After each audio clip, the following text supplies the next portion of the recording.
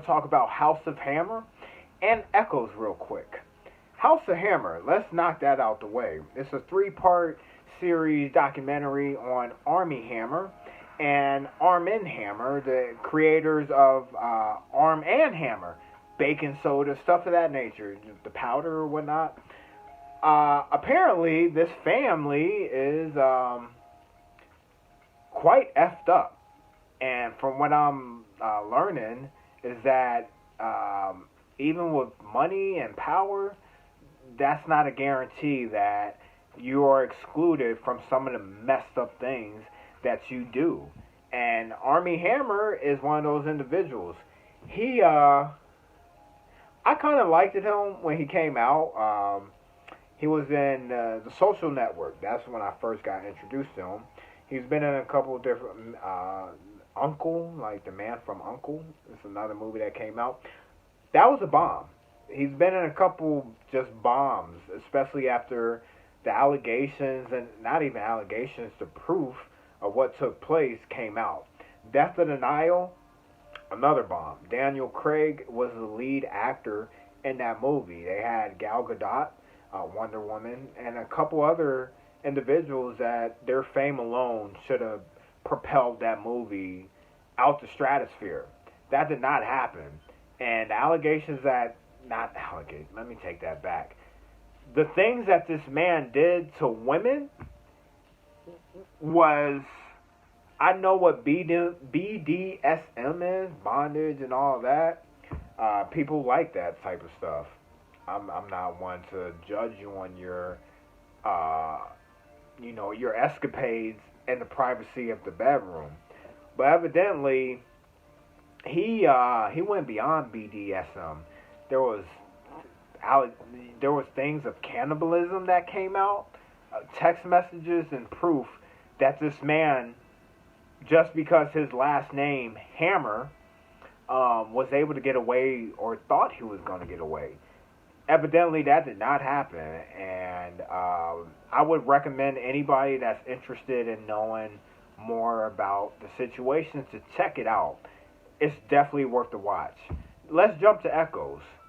Echoes about the two twins and replacing each other 1 year at a. I'm giving spoilers. I've been giving spoilers since I started the video. But with Echoes, that show, and I am big on series, depending on Netflix. Me personally, I don't subscribe to a lot of different platforms. I just figure a way out to stream it. Regardless, was it something that if you have Netflix, you want to stream it? If you're paying for it, you definitely want to check it out. And if you're not, I would say it's still, it was good. The storyline, the sisters, the child, the father, the blossoms, the cherry blossom, the flowers, and the sheriff. The sheriff, that sister held me personally. I love her personality because I am the same way on the way I interact in certain circumstances and situations. I am just like that as far as yeah, it's, I may know, but I'm beating around the bush and I'm throwing little tidbits out. That's how the sheriff was. Eventually, everything came together. The sisters, to be able to pull that off, the therapist, him being able to write the book, and knowing the sisters were doing this for all these years, we can stand on that as far as that was interesting. And just the fact that the husband, he was somewhat aware as well.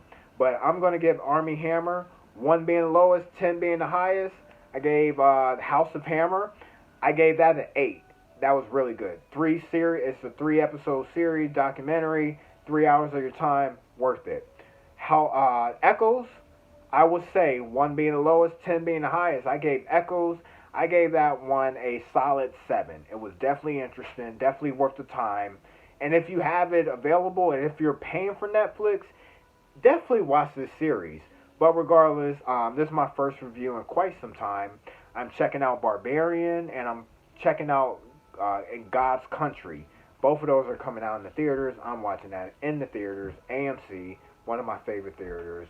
get back and stuff like that. But I have to attend to contracts and stuff like that. With that being said, you guys have a good one. It was a pleasure.